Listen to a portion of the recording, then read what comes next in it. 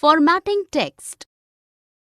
There are basically two types of formatting: character formatting, paragraph formatting. Character formatting. It controls appearance of the individual letters in your document.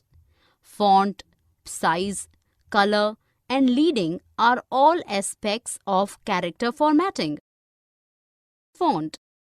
It allows to change appearance of characters. Font style.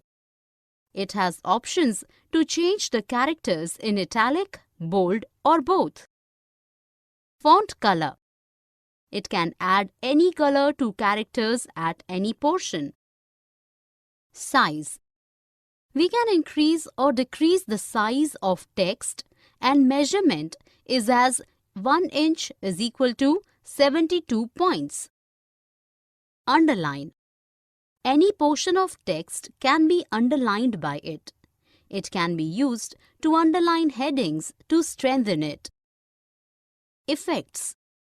Effects like superscript and subscript can be used to add effect to a text.